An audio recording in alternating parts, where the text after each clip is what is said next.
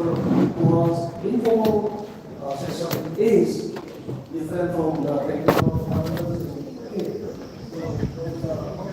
The ones printed here, professors who are informal session, we have not printed it out. We have told him, we have obtained his permission, and we have told the likely interested audience for that session. Okay, so please don't be confused about it. Jubilee Hall is when you enter the gate on the right side. It's the second block, the huge block on top of the building. Okay.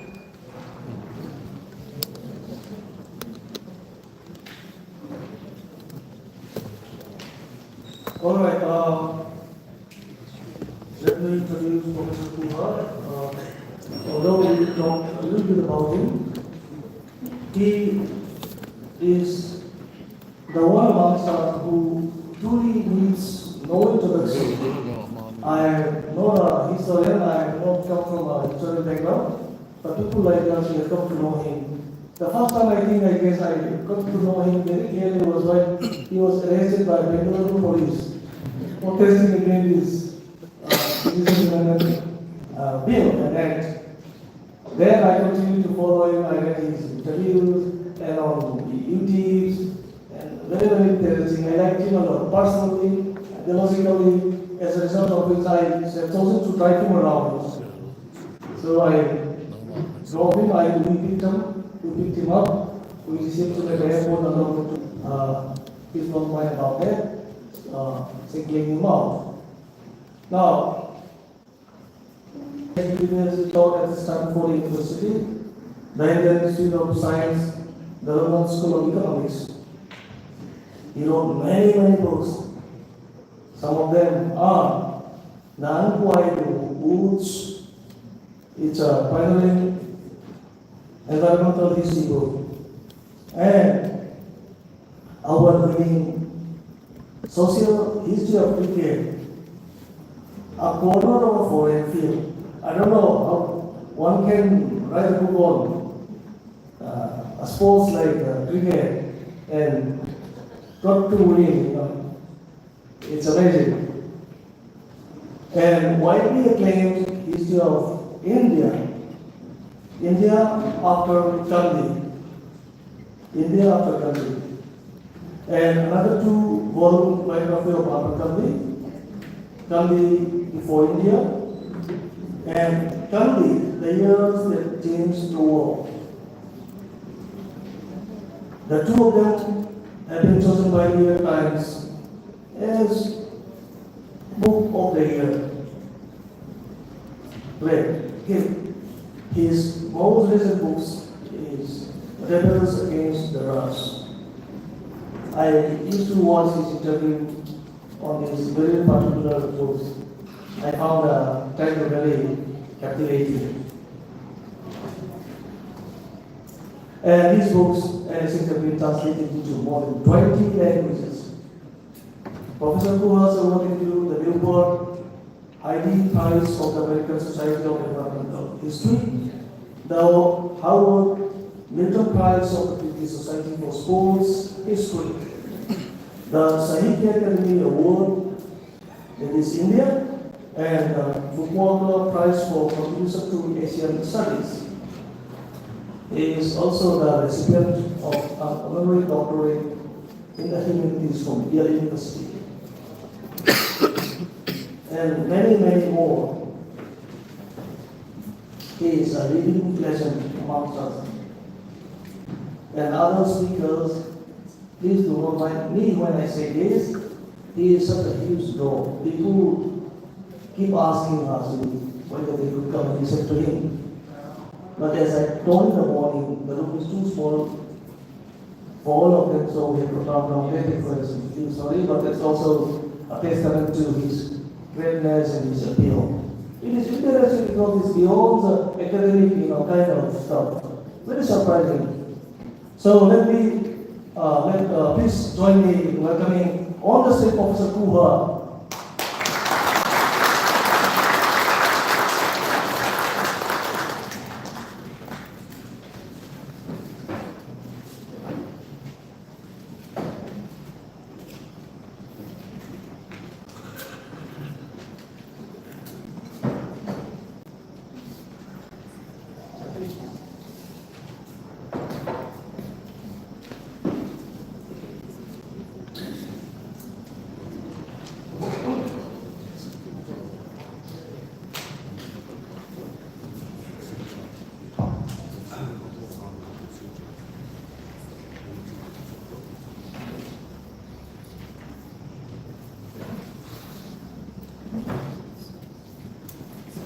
Thank you, Mr. Sharma, for your introduction.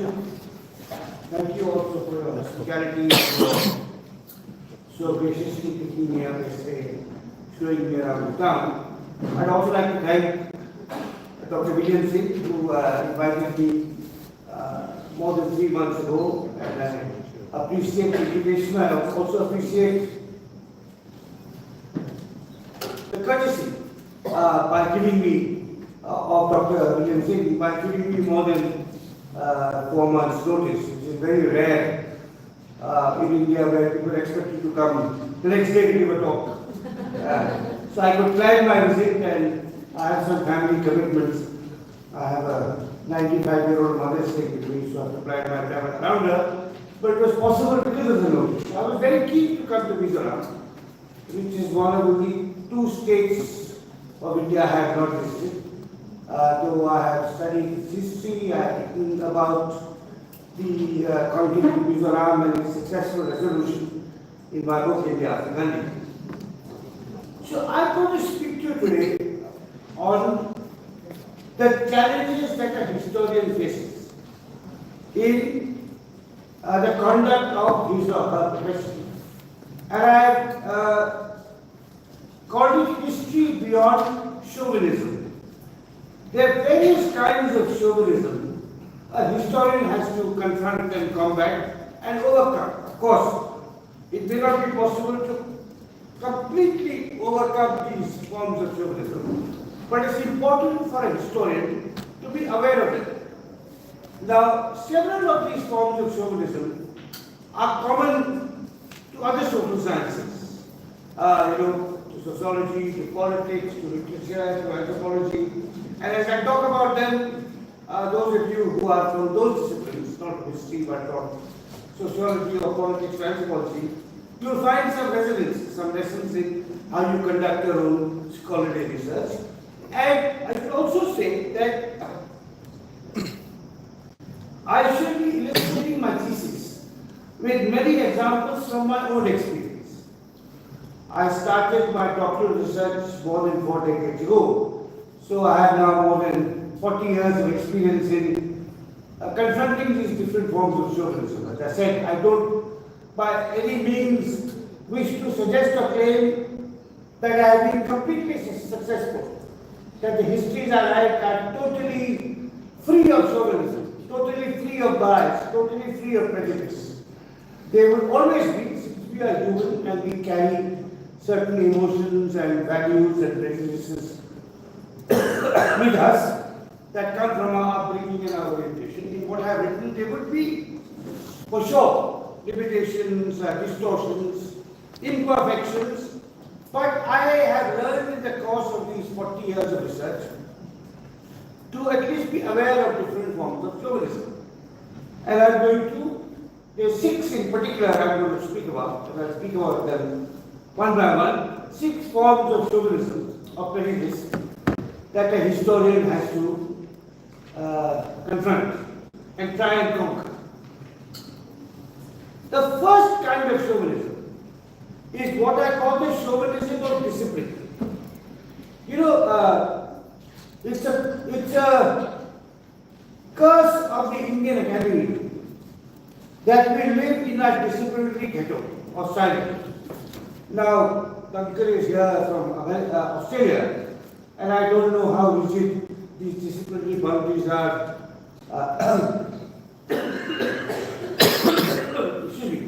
In Australia.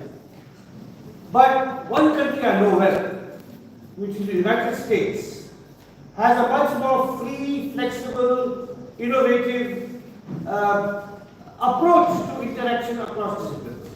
But in India, we are very rigid. And this begins in high school. So we are told either arts or science after class 8. And if I am interested, if I have a child, in most schools, there are few exceptions, but say my child is a 13-year-old girl and she loves chemistry and she also loves history. She can't study together. Our system does not permit it. Now then you go on to university and you choose one subject and you study that, and you have really no connection with any other subject. So, the boundary between history and sociology, sociology and politics, between physics and chemistry is a very rigid, inflexible boundary. Now, it so happens that I was very fortunate in my own intellectual journey, which was a kind of where I became a historian by accident. Now, Professor Sharma has said very flattering things about me, which may or may not be correct, but what is happening is that to the world at large, I am known as a historian. You know, the usual prefix when people introduce me is they say the historian so and so. Now, what may surprise you, not just the students, but also the faculty members of PUC, is that I have no degree in history. I have never formally studied history in my life. And yet I am proud to call myself a historian. I am willing to be judged as a historian.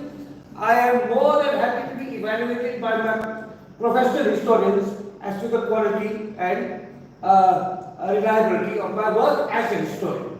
So I should tell you about how I became a historian, because that gives you a sense of how it is important for all of us to not live in a narrow disciplinary silo, to think in an interdisciplinary way.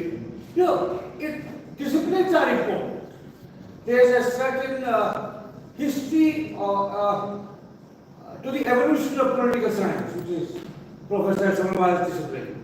Some of you are sociologists. There is a certain history, how sociology arose, you know, in the 19th century with industrialization and great thinkers like Marx and Weber and Durkheim examining the impact of urbanization and industrialization. If you look at how political science arose, likewise there is a history, the making of the modern state, the evolution of democratic systems, political parties. So every discipline has a history and a logic, and we may call a protocol, and a certain number of canonical texts of thinkers.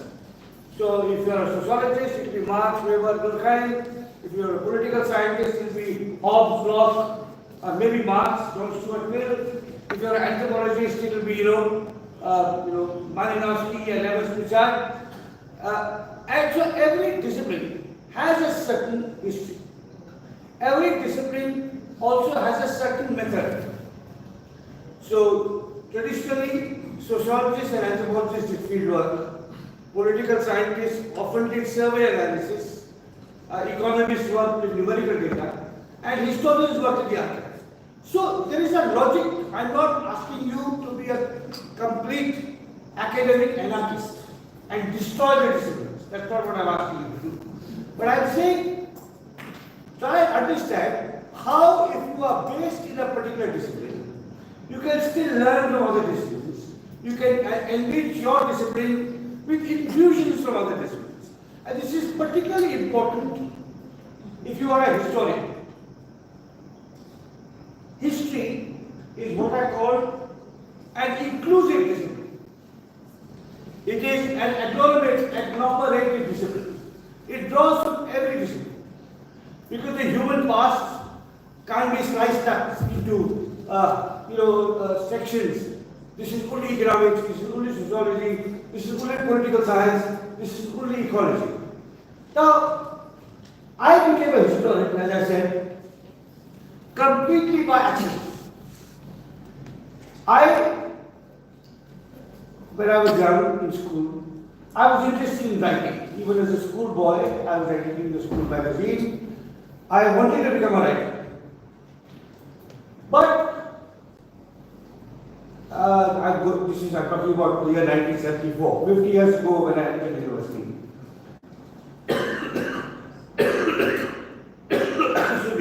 The world was much more patriarchal. And I come from, Hindu society anyway is much more patriarchal than Mizo society. And English literature was regarded as a girl's subject. That girls in English literature to get married. So even if I wanted to study English literature in college, my family would not have allowed it. They would have wanted me to do science, but I was not very keen on science. So I stumbled into economics.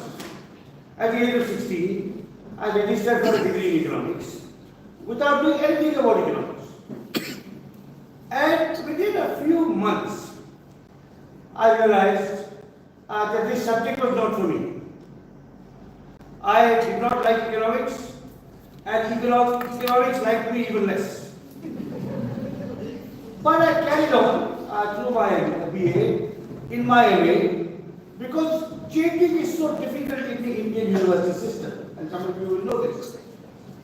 And when I was in my MA previous, I read completely by accident. I stumbled upon the writings of Valery Leon, whom Duncan mentioned, who was a British scholar who came to India, made his home among the Adivasis of central India, became a self-trained anthropologist, and then married an Adivasi girl, and moved later on to Shillong and was the government's advisor to what was NEFA. And after reading Elwin, I decided I wanted to follow him and become a sociologist. So I went and did a PhD in sociology in Calcutta. So my degrees are BA History, BA Economics, MA Economics, PhD Sociology. There is no history in my CV.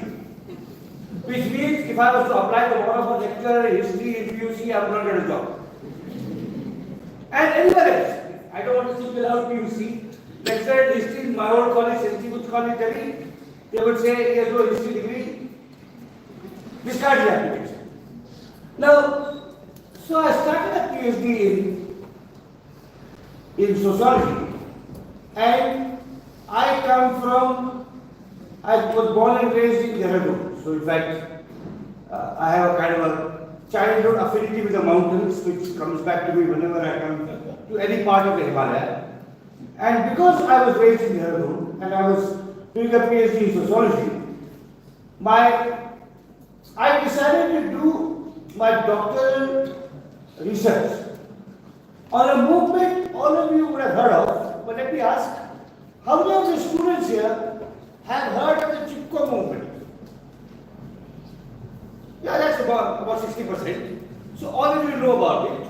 Yeah, it was a movement of peasants in Garhwal, not only women, sometimes it is representative only women, actually it was men, women and children, all, who were protesting against deforestation and successfully protesting against deforestation. So it was one of the first grassroots environmental movements, not just in India but in the history of the world. So I decided to do a thesis on the Chipko movement. It was a thesis in sociology. And sociologists do field work. They don't do the archives. Sociologists talk to other human beings. So my dissertation was a sociological analysis of the Chipko movement and the participation of men, women and children, the forms of organization, the strategy of protests, the ideology of the leaders, and what I was studying through fieldwork. So I was going to choose 3 villages in Uttarakhand. What is technically the technical term for this is multi-sited ethnography, not only in one site but in several sites. So I went to a first village. I spent some time, and one of the peasants told me he had been involved in one of the first Chipko agitations that took place in 1973. His name was Anand Singh Bish, and he told me, people think that our protest started with Chipko. Actually, long before, one British official came, 80 years ago, one British official came and said, these forests do not belong to you. They belong to the state. And when our forefathers protested, they were so angry that the government was taking over their forests that they caught hold of this British official, painted his face black, put him on a donkey, and sent him out of the district. And sent him out of the district. Now, it was a very quite amazing story, related to me by a peasant describing an incident of 80 years ago. So I thought, is this made up? Is this, popular myth? Does it have any basis in historical fact? So I went to the archives, and I went to the National Archives in Delhi. And there I found a file which described more or less the same incident, except that it had happened 100 years ago, in 1906, not in 1920 as they told me, but 80 years ago, and it was not a British official, but an Indian official working with the Maharaja of Keri Garhwal. But the description was the same. It said that this forest officer came to the villages near the Chandrabhadri temple, which is, not far from Keri town, those of you who know Garhwal. And this official came and told the villagers, these forests belong to the Maharaja, you can't raise your cattle, you can't gather field wood. And the villagers were so angry, they caught order of this official, painted his face black, branded his forehead with a cattle iron, put him on a donkey and threw him out of the district. Now, I said, wow, this is like quite remarkable. Right? So this peasant who was telling me this folklore, something actually happened. So then I started digging more in the archives. And I found that,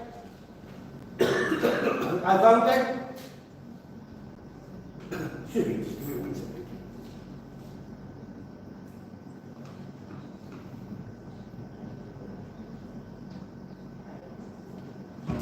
I found that this incident that had taken place near the Chandrabhadri temple was one of many such incidents that long before the Chipko movement broke out in the 1970s,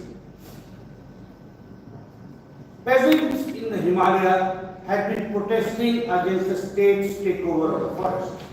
Because this should be true, Mizoram too, traditionally, that the forests are the source of livelihood and sustenance. They give hill peasants everything. You can't do your agriculture without the forest, you can't raise your cattle without the forest, the forest give you medicinal plants, they give you timber for your homes, your gods reside in the forest. In fact, in Uttarakhand, often you have temples in the most dense forest, in oak forest. And there was even a goddess called Banani Devi, the goddess of oak forest. So forests are so important that when the government decided that these forests no longer belong to the village community, but the government will take it over and exploit it commercially for profit, the people started protesting. So, two things happened as a result of my discoveries. One, my dissertation was no longer about Chipko. Chipko started in 1970. My dissertation began chronologically in the 19th century and ended with Chipko. So I said Chipko is the culmination of a long history of protest. It has become famous and symbolic and cool because of this, this image of women hugging trees, but actually it's part of a very long history. The second thing happened that I realized that I was temperamentally much more suited to working in the archives than doing field work. And I sometimes joke that it's easier to work among old documents than to do field work because documents don't talk back. No, sir, but that is just a frivolous remark. Many people are comfortable, many people are comfortable doing anthropological research. And so many of the young students here would like to go to the countryside, spend 6 months in a village, talk to people.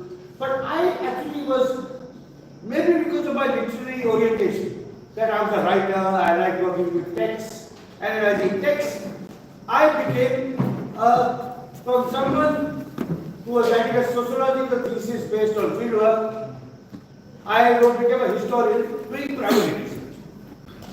So my career has been that of, you could say, disciplinary translation. I was trained in economics and sociology, and I became a historian. I hope I became a historian without forgetting something of my sociology and my economics. That in my work, there are elements of my sociological training. I write about gender and caste and power and the role of the state, maybe because I have that training. And I think this is the first, more broadly beyond my own personal history, personal biography. It's very important for a historian not to be confined by what a historian is supposed to do. Likewise, it's very important for a sociologist not to be confined by what a sociologist is supposed to do, or a political scientist to be confined by what a political scientist is. What is important is that once you choose the topic of your research, it could be anything. It could be the role of the state, it could be the dynamics of peasant protests, it could be the operations of patriarchy, that you work on that topic, you illuminate that topic, you explore that topic from as many aspects or perspectives as are open to you. So you can consider yourself, you can have a, as I would put it this way, you can have a principal disciplinary affiliation. I am primarily a sociologist, but not exclusively or narrowly a sociologist. I learn from history, I learn from politics, or I am primarily a political scientist, or I am primarily a historian. So the first form of chauvinism that a historian or indeed any social scientist needs to be wary of is the chauvinism of discipline. Root yourself in your discipline, the discipline you are most comfortable in, but draw from other disciplines, as I have tried to do in the course of my research. The second form of chauvinism is what I call the chauvinism of method. For a historian, what is vital is what they call primary sources. And these are usually government archives, or particularly for the historian of the modern period, which is what I am. You generally look at government records and write your narrative on the basis of that. And it is true of our first departments of history, JNU, the University, Jamia. If you look at the modern India theses, 95% of them would be based on government records. Government agriculture records, forestry records, home department records, education department records, legal records, sarkari records. You will find, if you go to the National Archives, you will find dozens of PhD students looking at government records. If you go to the Maharashtra State Archives, you will find the same thing. The West Bengal State Archives, you will find the same thing. Now, of course, government records, particularly in the British period, are a very valuable source in understanding how people lived. Because the British were meticulous record keepers and they wanted to dominate the lives of their subjects. So they wanted to study the lives of their subjects in order to more carefully and closely and comprehensively regulate those lives. But unfortunately, too many historians of modern India began to rely exclusively on government records. And this is, I found in the course of my research, that this is limiting. Just as the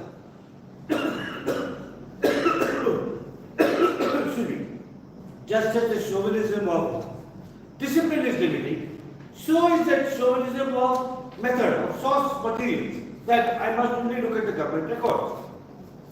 So, for example, as you would know, oral histories are very important. Interviews with people. I would never have become a historian had this peasant in Mandal village never told me about this folk memory about a forest official having his head branded with a cattle iron. But even more than oral histories, there are other kinds of printed materials that are very important, or and other kinds of primary materials apart from government records that are very valuable in reconstructing past histories, and these materials have been neglected by scholars, and one of scholars of modern India, and one of these neglected primary sources, which I have found extremely useful in my own research, is newspapers. Very few historians, when I was starting my research in the 1980s, very few Indian historians used newspapers. But I was fortunate that there were a couple of older colleagues. One was a Bengali historian called Hitesh Ranjan Sanyal, and who introduced me to the newspaper as a primary source. And particularly newspapers not published in English, but in Indian language. So when I was studying the history of conflicts between peasants and the state over forest resources in Uttarakhand, I found a newspaper called Karmabhumi and another one called Yugwani, both published in Hindi in Uttarakhand. One published in Dehradun, one published in the town of Kotwa, which is also in the foothills. And these, in the 30s and 40s, they were describing, these conflicts, the peasants protesting, complaining about what the government officials were doing, how the forest department was denying them access to resources, why they were so upset about it, letters they were writing to the editor about discrimination against them when it came to forest resources. And ever since, I found newspapers to be a very valuable source, because they capture the lives of ordinary people much more directly than the government record. The government record is in English and is the official writing. The newspaper is in Indian language. It could be Tamil, it could be Kannada, it could be Bengali, it could be Marathi, and it has a more immediate resonance with how people are living. So the second form of chauvinism, which in my work I try to overcome, is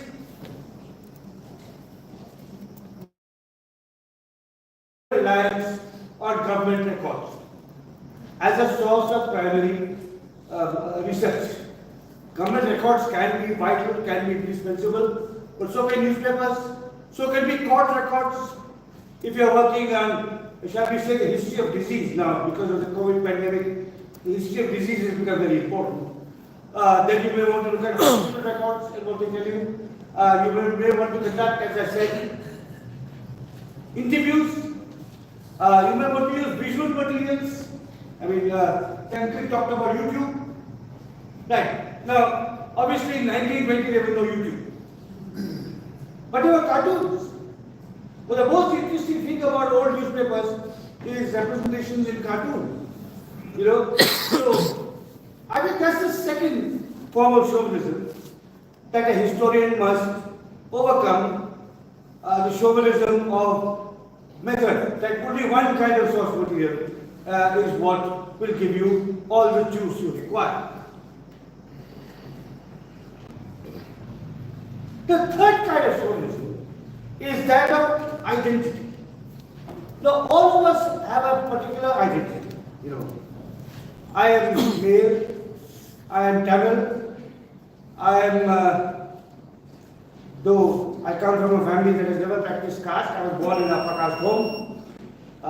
Someone else here is a female, Mizo, Christian, so all of us are born with certain identities. And of course, we need not be ashamed of our identity. That's there. I mean, we haven't chosen it, it was there. But we need not be excessively proud of it either. And particularly in our scholarly work, it's very important to transcend that identity, that chauvinism of identity.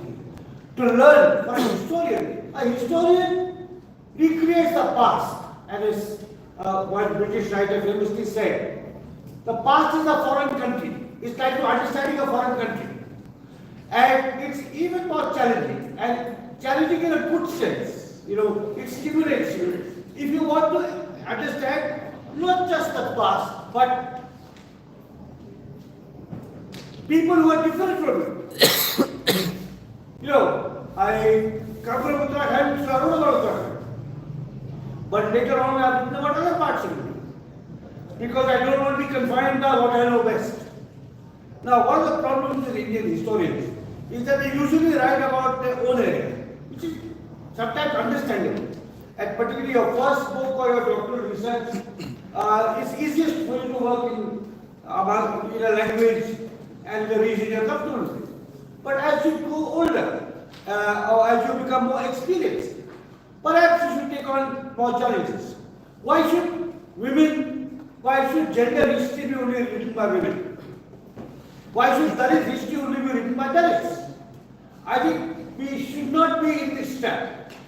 And it's a challenge that I believe at some stage in one's life, a historian should try and write about people who have a very different identity for himself or herself.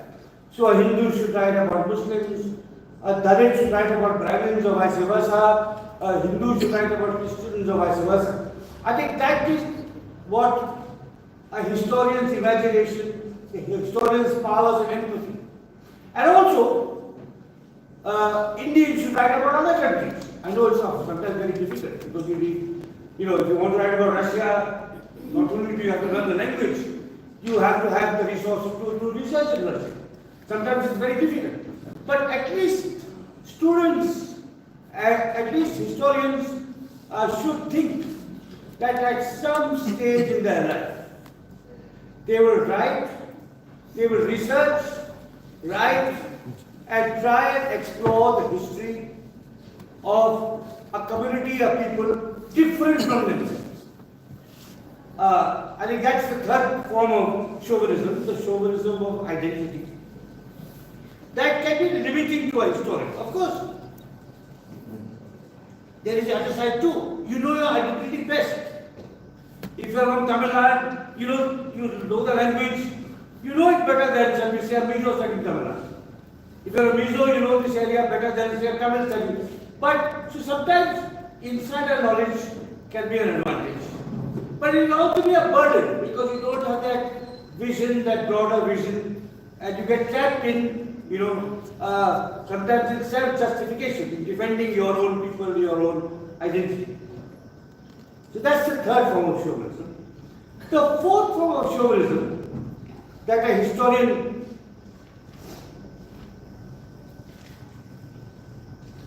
must seek to overcome is that of ideology. Now, when I was starting out as a scholar, Marxism was the dominant mode of thinking among historians in the Indian Academy. Now, fortunately, I escaped Marxism early. For a variety of historical reasons that I did not go into, I escaped it early. And ever since I believe that not just a historian, a writer must not be captive to an ideology. Because as a historian,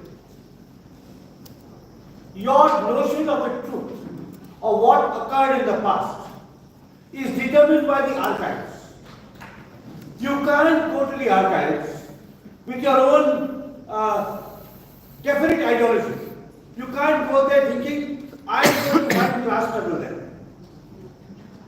You may find something else. You may find class for other reasons. You may find gender and caste are more important than class. Or none of these are at all interesting. So political ideology is imprisoned for a historian, whether left wing or right wing. When I was young, I was told that the only scientific history is Marxist history. Now that I'm in my 60s, I'm told the only nationalist history is Hindutva history, which is equally ridiculous.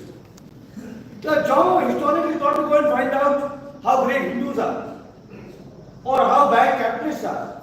The job of a historian is to go and look at in all its different complexity and its the different layers of life and try and excavate them.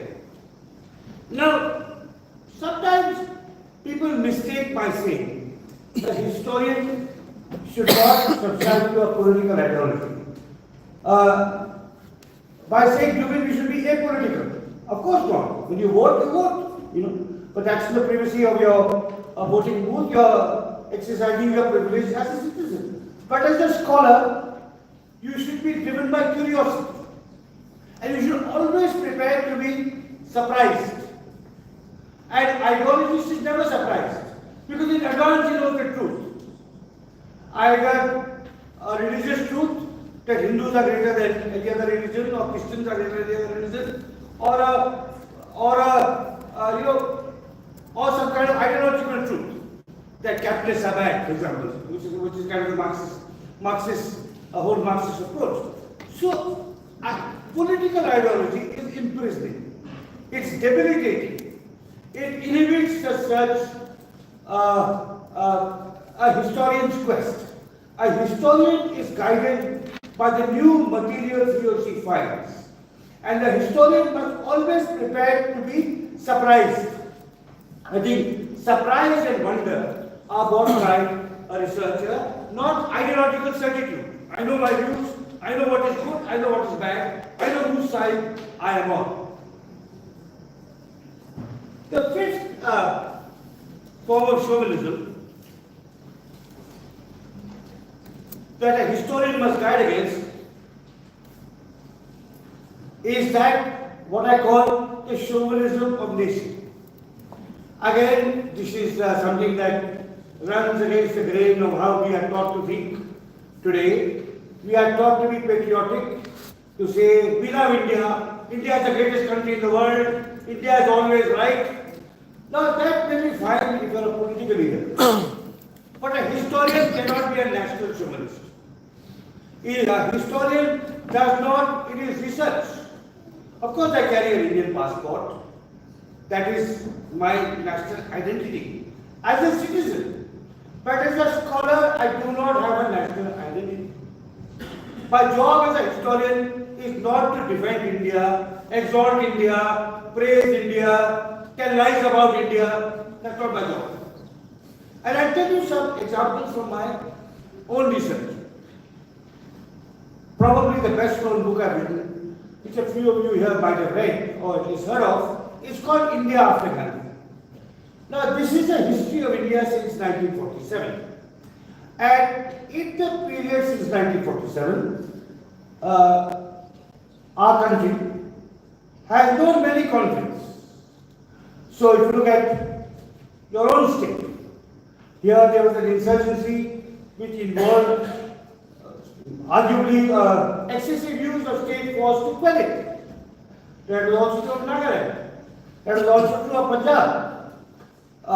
So this is a history in our 77 years as an independent nation. We have known various regional ethnic, we have experienced regional ethnic conflicts in which the job of a historian is not to take a side. In the case of the Mizo insurgency, the job of a historian is not to take the side of the MNF and certainly not of the Indian government. It is to examine why it happened. What were the economic and cultural and political forces that compelled the people to take arms and the government to suppress it with even more arms? That is the job of a historian, understanding, not taking sides.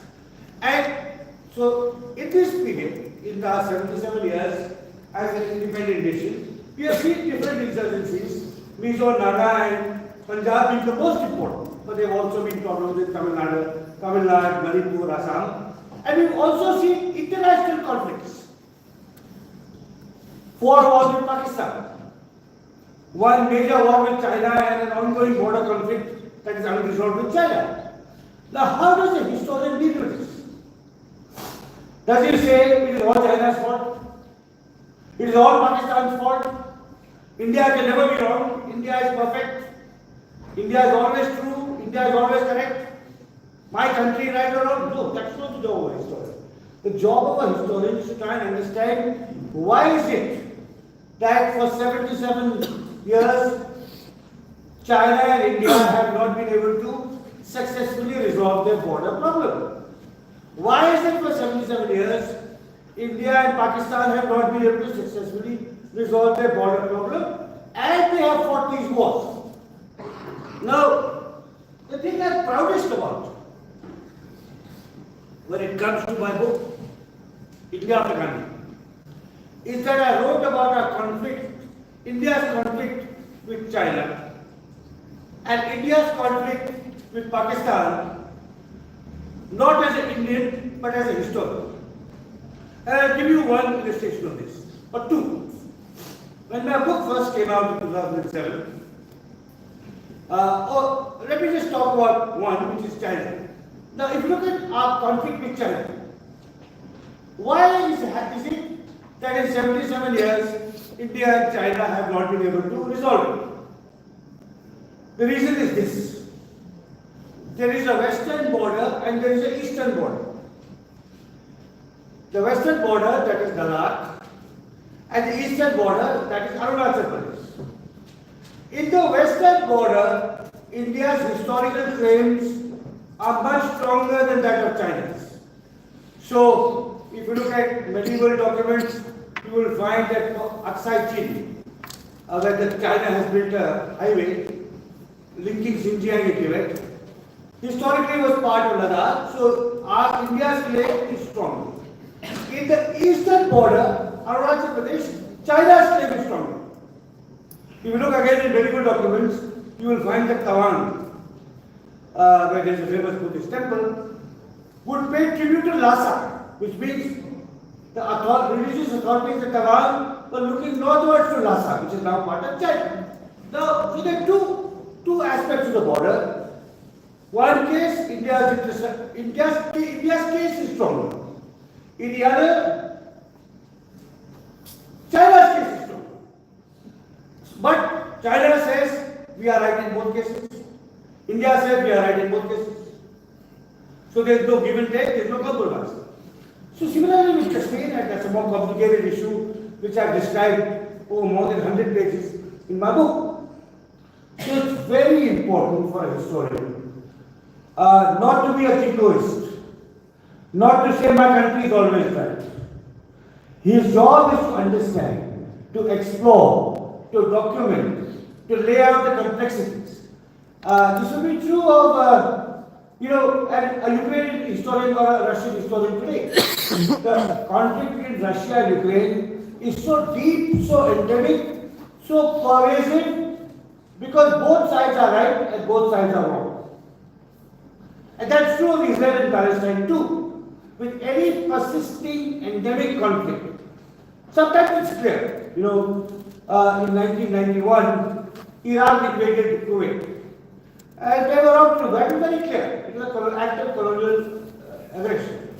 In other cases, it is also clear. In the case of India's conflict with China and India's conflict with Pakistan, both sides have a case. And the job of a historian is to show this, not to suppress the truth, distort the truth, to show his country, the country of whose citizen he is, in a better light. Okay. Now, I just make a few remarks and then I conclude. And I'm going to quote Mahatma Gandhi. Now, Gandhi said very little about history writing. But whatever he did will be of no comfort to nationalist xenophobes who believe India is always right and Hindus are always right. So I'm going to quote you a few remarks of Gandhi on history writing, and then I'll offer a couple of concluding thoughts and my talk. In a speech, in June 1928, Gandhi remarked, in a speech to a university, Indian University in 1928, he said, addressing the teachers, he said, the teachers should consider what the history of India could be. A Frenchman writing a history of India would write it in a different way, so would an Englishman. An Indian looking into original records and studying Indian conflicts would certainly write it differently. Do you believe it's absolutely true the English accounts of the Anglo-French conflicts? An Englishman would narrate only these incidents where the English won. We would do the same, the French would do the same. So his warning against nationalist prejudice in history writing. You know, historic teachers show all points of view. Gandhi was against chauvinism in all forms of thought and action, the writing of history included. If Hindus rewrote the past to glory or magnify their role in history, that would be just as unfortunate as the Mughals or the British doing so. In March 1945, a correspondent named Gop Gurbakhshani asked Gandhi, how can a historian best serve the country and how can he write a progressive history of India? To this query, Gandhi answered, how can a historian best serve the country and how can he write a progressive history of India? To this query, Gandhi answered, he can serve by writing a true and original history of the people. If there is progress, he will describe the progress. If there is decline, he will record the decline. Now that's not something our rulers today want to hear. Because they think only Hindus are only capable of great things, wonderful things, and they've never done any awful things to anyone, let alone themselves. Now, I'm a sociologist, my training in sociology, I'm shocked to find that what side history tells us that caste was invented in the last 100 years. Right? So the kind of, I quoted Gandhi because Gandhi very rarely commented about history. But since his whole life was against chauvinism, you know, Gandhi was a Hindu who stood for justice for Muslims. He was a Brahmin, a Savarna, a Bharya, who struggled to abolish untouchability. He was a man who worked for the emancipation of women. He was an Indian who urged that we learn from other cultures. Gandhi's whole life is a struggle against chauvinism. So when he talks about history, again, he's urging historians not to be chauvinist. So what I suggest to you today is that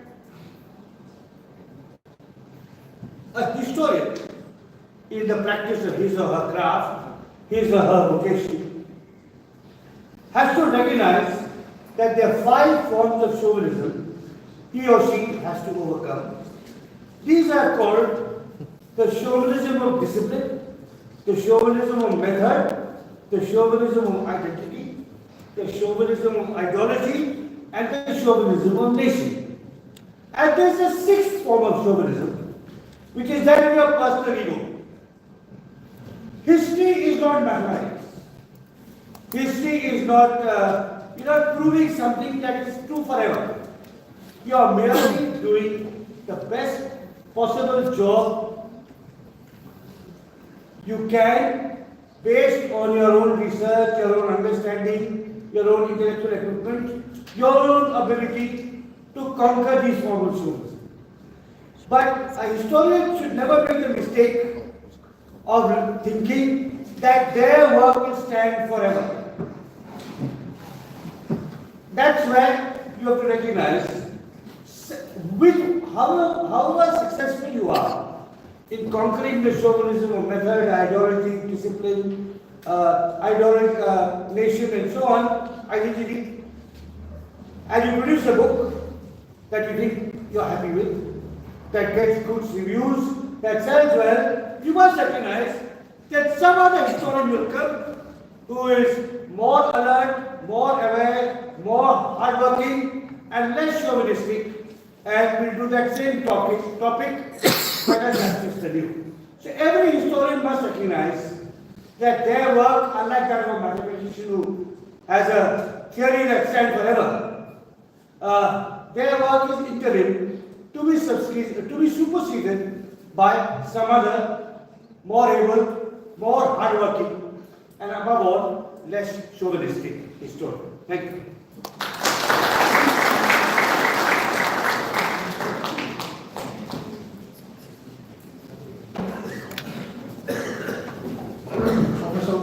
Thank you so much. As I said before, another round of session will be at 2 o'clock. And we also thinking about the possibility of having a kind of round table lively interaction involving Professor Sanjoy Hazarika, Professor Kuala, Professor Lanka, Professor Zoy, and Professor Sajala tomorrow, but we have to work it out. It is not settled early though because of, as I said, communication gap that we have. So that's there. I don't know if he can take it all. He keeps telling me, I'm becoming old. So I cannot stay for a long time. He had a back problem, but because of doctors, intervention and God's will, in my mind, that he could come here. So he will take some questions from the audience for 30 minutes or so before we get to a lunch session. Lunch will be served here for all of us, I guess.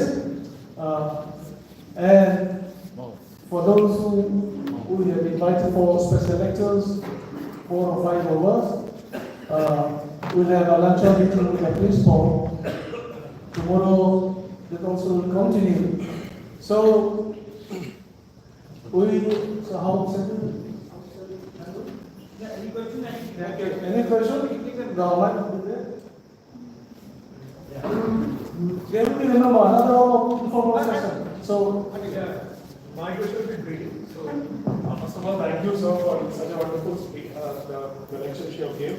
Because as you said, we are aware of what you are doing India after Gandhi.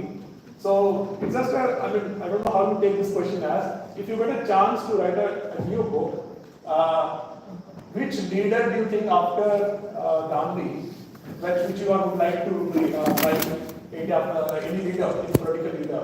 I mean, like, I can give you a clue. Do you think you think better write India after Modi?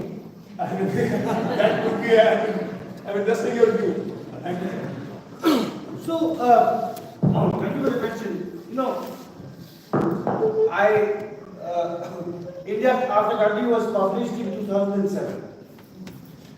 When Narendra Modi had completed 5 years as Chief Minister of Gujarat. He had not made visible his national ambitions. But I did a second edition in 2017. And I did a third edition last year. So I've updated the book to the present to show not just the emergence of Narendra Modi, but the domination of the BJP. I mean, the new edition argues that the BJP is to India today what the Congress was in the 50s and 60s. It has dominance without hesitation. So I've already amended my narrative. So, because that book just required, in the first case, 2 new chapters and then 1 new chapter. Now, however, apart from India after Gandhi, I have written a 2-volume biography of Gandhi. And sometimes people ask me, which person's biography would you like to write? Again, Solomon does not believe me, but as you can see from my coffee, I don't keep good health. I'm a chronic asthmatic. I'm 66, I have very low energy. If I was 10 years younger, many people have asked me to write a biography of Ambedkar. There have been books on Ambedkar. But most of the books on Ambedkar, though they are good, are written by Dalits who are also sympathizers.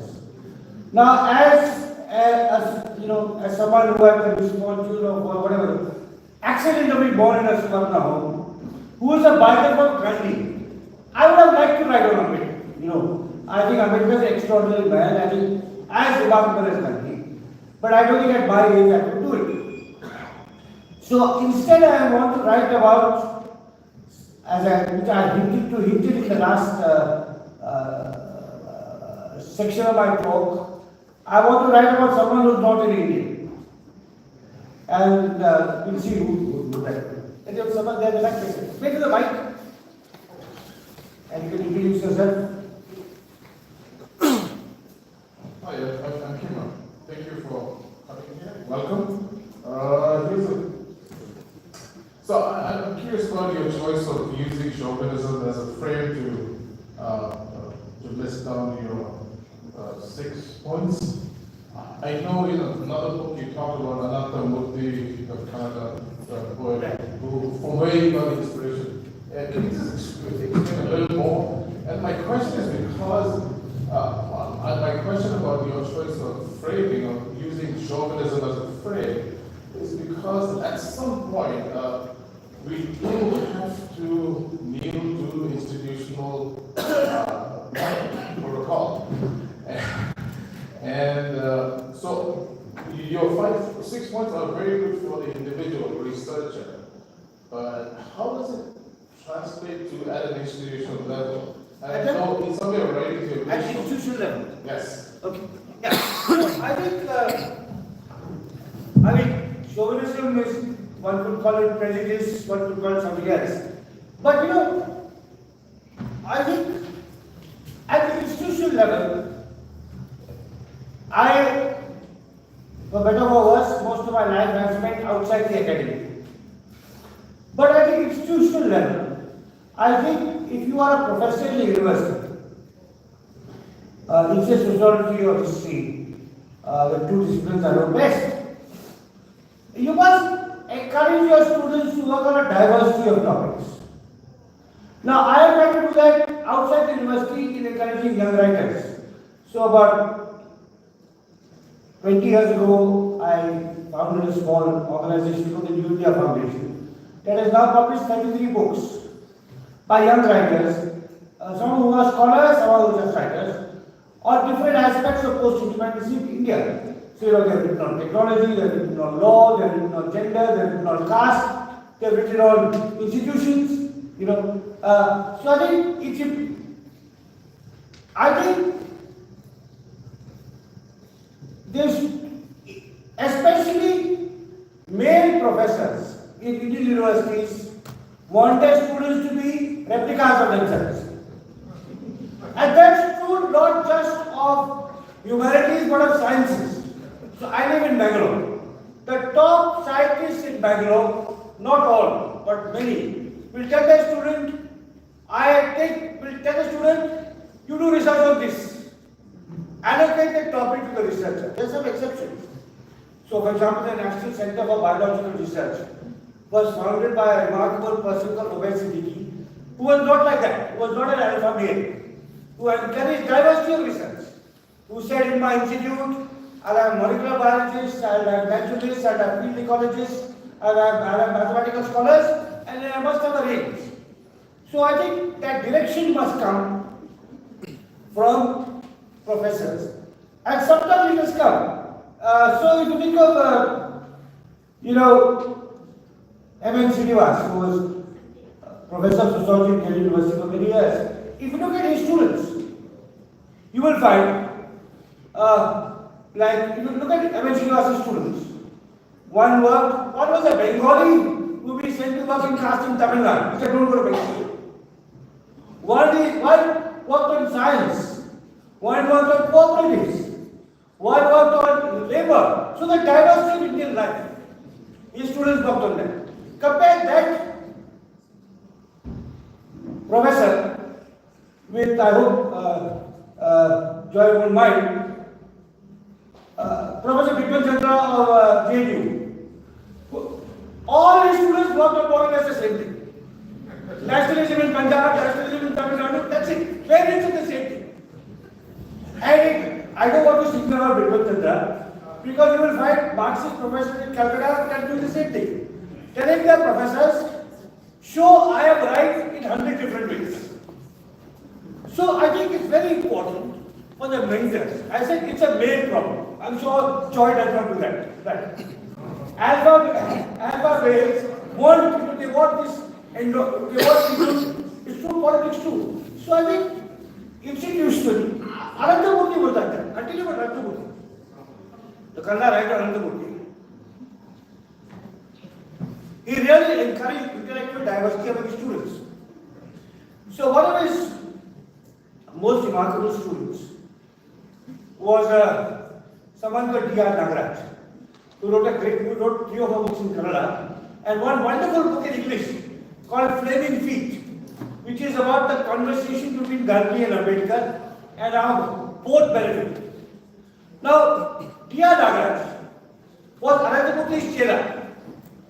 And at some stage, Anantamurthy told D.R. Nagaraj, you should listen to this, sir, what he told him. So he had this student who had attached himself to another Murti. And after 7 or 8 years of this apprenticeship, another Murti told D.R. Nagaraj, I can teach you nothing new.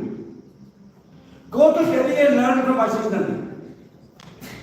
Now, it just shows that he's saying, I have nothing more to teach you. But Ashish Nandi may have something to teach you, right?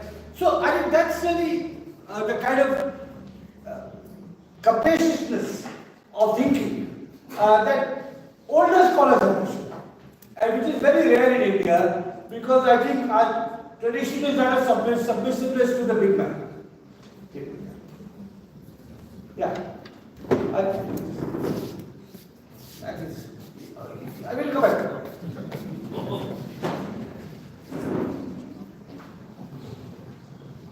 Hello. Okay, my name is Joseph K. Fakzola. It's political science in a nearby college, at Yorona College. So, sir, during my lifetime, I've encountered the writing of two Guha. One is Alabendu Guha, but I can only met him at his deathbed in Guwahati when I was working. And the other one is you, which I've been following reading. And one of the best books I've been reading about your book is the Savaging the Civilized, which you have encountered with very elegant words. So, regarding the jubilism of the state, as you have talked about the things in Mizoram, 15 years back, Arijit Sen, he is seen an IBN correspondence. He talked about that Mizoram was bombed even before Mizoram was declared disturbed area. So I tried to look for the source for that thing, but I couldn't find any of the government documents. But luckily somehow I escaped from Assam State Archive that in one Assam Tribune, date 7 March 1966, it was written clearly there that Mizoram was declared this disturbed area only on 6 March. And I thought another parts were bombed in 5th March and all these things. So that's the importance of the newspaper which I have encountered. So having said that, my question here is that how will, what will be the role of the state in the present context in shaping the future history? What is your idea on that? Thank you, sir. So, I think the state, obviously, the interest of the state is not in saving the future history. It's in orienting the narrative in a particular way through the party path. And which is why it's important for us not to rely only on the state archives, but to have institutional archives. So, I have spent all my life as a beneficiary of the Nehru Memorial Museum and Library. But if my own papers, when I give it there, because, firstly they lack the, because they have no interest in taking archivists. So, can they have the capability to classify it? If they find stuff that is embarrassing about history, will they show it to scholars? So, we have to cultivate other archives, I think some private universities have good archives. The National Center for Biological Science, which I mentioned, has a very good science archive. I think community archives, newspaper archives. So, unfortunately, the state is indifferent to record keeping, or it wants to manipulate how records are kept, what are made accessible. If you look at what happened with Subhash Bose and the whole drama, first of all, WhatsApp history that we talk about today, which how that is used, and all kinds of positions, falsehoods are circulated. But somehow this idea that the truth about Subhash Bose was suppressed. That's not the case at all. But it's used by the state to manufacture a certain narrative.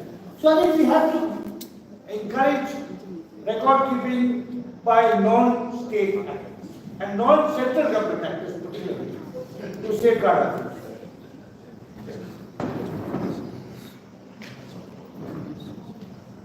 Sir, thank you so much for the presentation and lecture. And myself, Dr. Suman, I teach in public administration. I have two enlightenments from your side. The first, as you said, that the writer shouldn't be captivated with an ideology.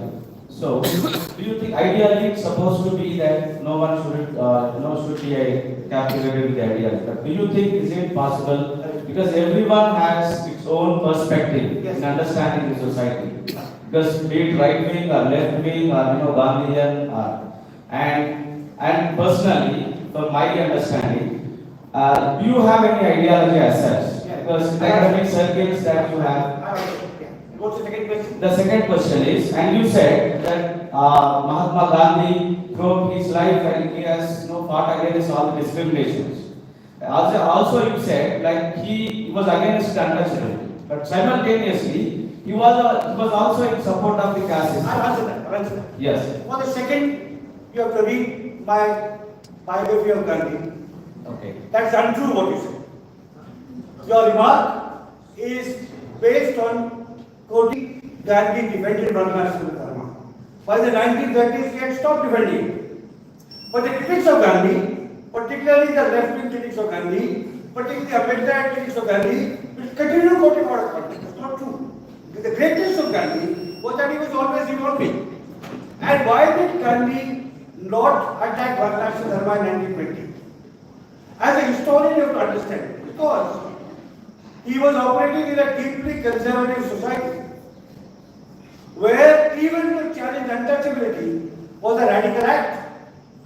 The important thing for a scholar to understand about Gandhi, you see, this leads me to what are the lessons of a historian, and I will come to your first question also. A historian is someone who always does not use the virtue of hindsight. By the perspective of 2024, you can say Gandhi was not radical enough. But in 1920, when every upper caste Hindu was defending the practice of untouchability, Gandhi was trying to take everyone along with him before he could prepare the ground for a more radical criticism of untouchability. And if you look at the Gandhi-Ambedkar debate, which I mentioned in Nagar's book, you will see how each learned from each other. So I think it's very important not to quote Gandhi or anyone else out of context. That's the first. Now, the first question is important.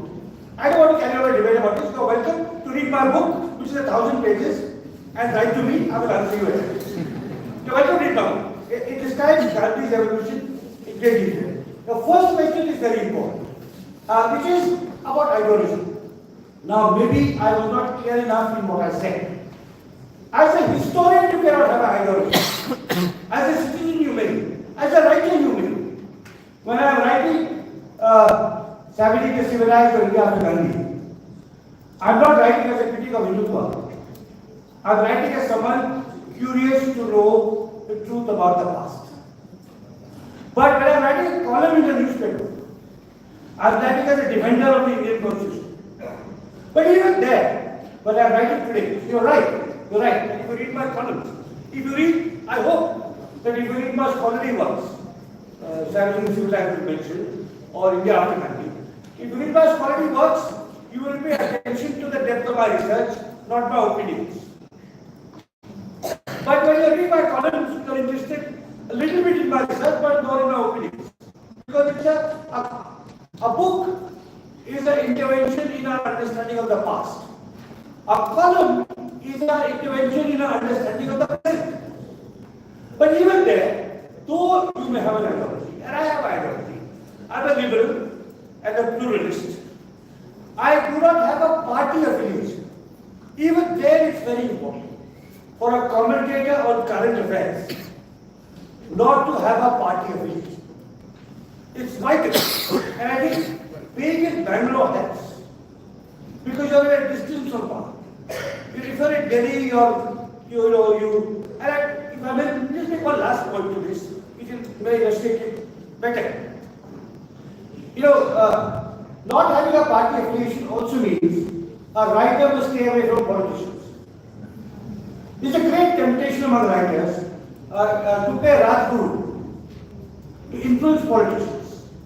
And I think that is often very damaging to your independence. So yes, you have to believe as a right. So I don't know whether I'm being clear, but let me rephrase. In writing about the past, I'm guided by my research.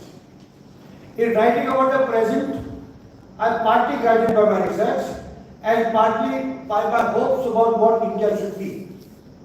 Right. So my values come in more than when I'm doing my research. But even here, I would not want to be a Congress intellectual, BJP intellectual, DMK intellectual. That's another. And that is something independence from political parties, not from political views. Because you're right, all of us have a certain temperamental bias towards this side or that side. But for a writer to identify with a particular political party is, I think, going a step. Yeah. Hello, sir. Yeah, go ahead. Okay. I am Sophia from Bangla High School College, and I also worked in this college for a number of years. And I would also like to introduce myself as a person who has read all of the book. And also I'm the one who has invited you for online lecture during Zoom when we are familiar with the Zoom. And then my question to you is, what would be your response to this, the recent CAA as a history? So, I think both as a historian and as a citizen, I'm deeply uncomfortable with it. As a citizen, it's clearly discriminatory on religious grounds. And I'm deeply disappointed that the Supreme Court has not heard it. Maybe they're too scared. As a historian, I worry, and I've written about this in the new edition of the Japanese, that nations that define themselves, that align their politics in consonance with the religious minority, don't have a happy future. Look at Pakistan or Bangladesh, where Islam is fused with the state. If you look at Sri Lanka or Myanmar, where Buddhism is fused with the state, and you see how that has hurt them, economically, politically, socially. I think the fate of Sri Lanka, Pakistan, Myanmar, and Bangladesh is a warning to us, not to allow the majority faith to dictate how this state behaves. So, both as a historian and as a citizen, I am deeply uncomfortable. I mean, that's been my consistent position from the time, I protested. And nothing can persuade me otherwise. Yeah.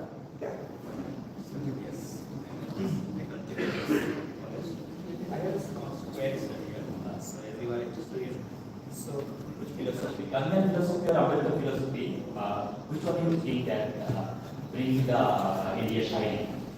No, both are important. So you should know how. So Gandhi and Ambedkar were both remarkably original thinkers. Both were courageous human beings who approached the problem from different perspectives. Gandhi was a Savarna trying to shake his fellow Savarnas into awakening to the horrors of untouchability. Ambedkar was a Dalit who was seeking to emancipate his people. So they were operating from different perspectives. But as an Indian Democrat, as an Indian opponent of discrimination, I am grateful that we had both Gandhi and Ambedkar. We should not be asked to choose. I think certainly you may choose between Gandhi and Savarkar or Ambedkar and Savarkar. But Gandhi and Ambedkar were both important to us, to our journey towards an egalitarian society, a caring society. Both Gandhi and Ambedkar were important. And in different ways. I mean, and if you look at outside of caste, Ambedkar is more radical in his critique of patriarchy than Gandhi. But Gandhi has a much clearer understanding of the environmental crisis of modern civilization than Ambedkar. So if you look at two of them, we can learn many things from each of them separately, without having to choose. I think it's it's to be very tragic that Gandhi and Ambedkar, we are being told to choose. I refuse to choose. I admire them both. And I will take from them both. Hello, sir. My name is Ko Yena. I teach sociology in Mizoram University.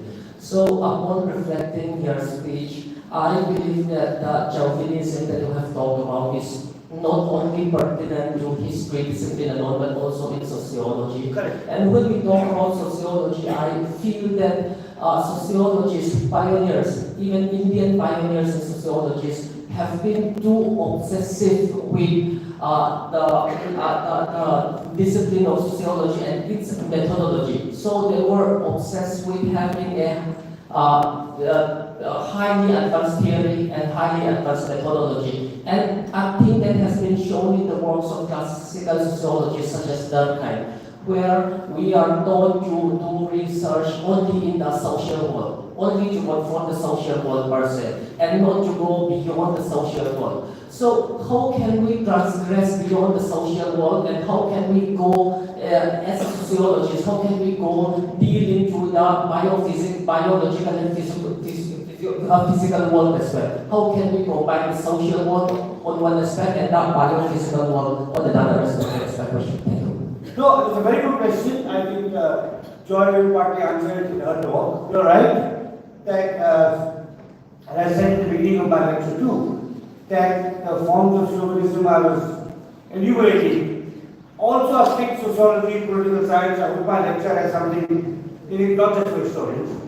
And one form of chauvinism is, of course, that the chauvinism of species. That humans are the only species, the sole species, forever destined to rule. And it is sociology. And this is something common between non-Marxists and Marxists. The neglect of the biological world. So when I started my research in the Simco movement back 40 years ago, the Marxists in Calcutta, who were in my department, were very scornful of me because they said ecology is a bourgeois degradation of the caste. Now today we know that it's an existential crisis for all of us, and human arrogance towards the non-human world will ultimately destroy humans. And so our understanding of this neglect of the biophysical world, or this kind of what you may call species arrogance, the idea that human beings can conquer all biophysical limits. It's very true of economics, because the discipline of economics does not recognize ecological constraints. They think the market and technology can solve all our problems. So I think both in the everyday interactions, even if there was no environmental crisis, our relationship to the non-human world should be of interest to sociologists. How do we deal with trees, why do some cultures prefer cats, some animals, why do some cultures domesticate pigs, others don't domesticate pigs, how do we, so I think what are indigenous forms of classification, how are in indigenous communities, how are plants classified, how are landscapes classified. So absolutely, this is a very exciting and new area, which you're right, that classical sociologists everywhere live.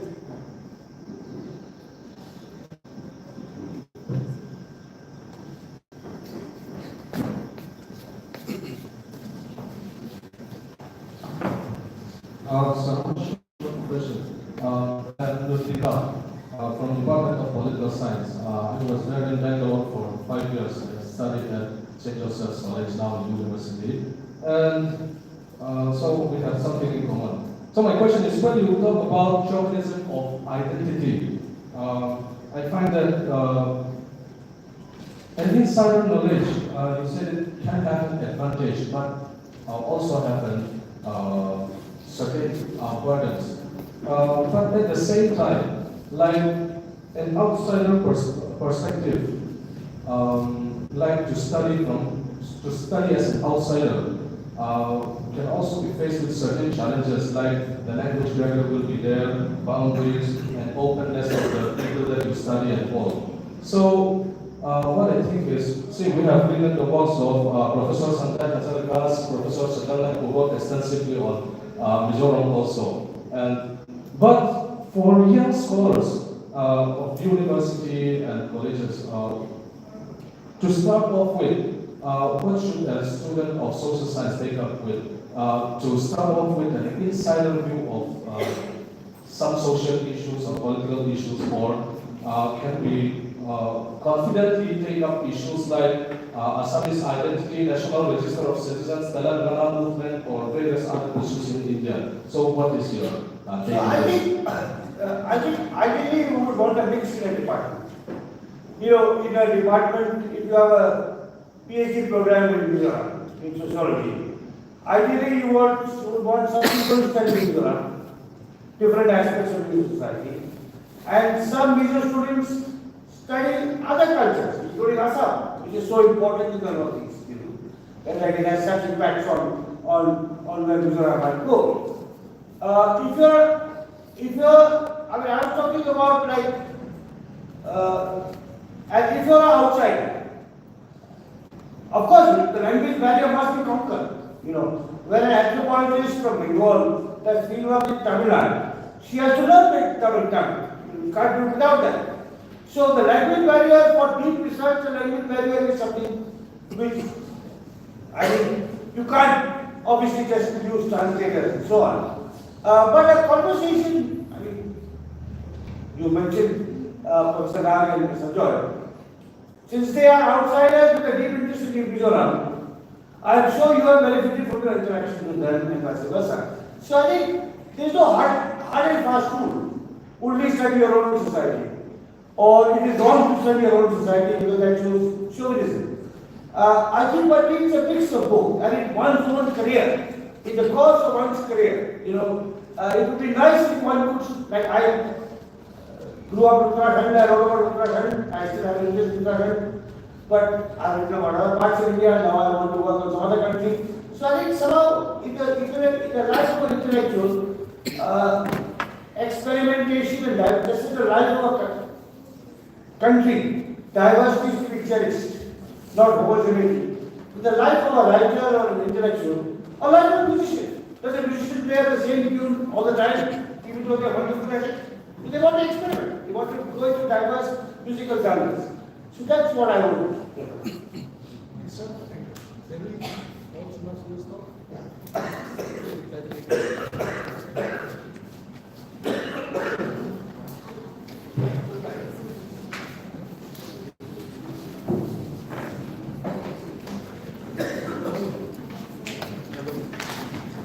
All right, Professor Kumar, thank you so much. As I said previously, this is another professor meeting, which will be formal, and more questions asked. Now we have with us Professor Sajana. Professor, can you just briefly rise up from your seat and greet? We will go on. Thank you so much. His delay demonstrates dedication he has to his children. Doctor or I have. Doctor. Doctor. He is happy because of birthday celebration of his daughter. So all the fathers, like we should remember, anytime we fathers get to skip and forget total entirely. So he's not there. So we'll then say something tomorrow. Thank you so much. We'll come to the end of our session. Lunch break. Lunch will be provided to participants who are registered, okay, and who are invited out of PUC. So please bear with me because of the budget issue, etc. So students will have to take their own lunch as they do. Usually, although they deserve the most, it's a system. We all know. We serve lunch. It's a perfect one. All right, and our special invited professors Ram and Mazarika, Karen, Joy, and Puha will have a brief session of photo session here before we leave the room for lunch. And of course, we have afternoon session starting at 2. Several technical sessions, separated here and there, and another informal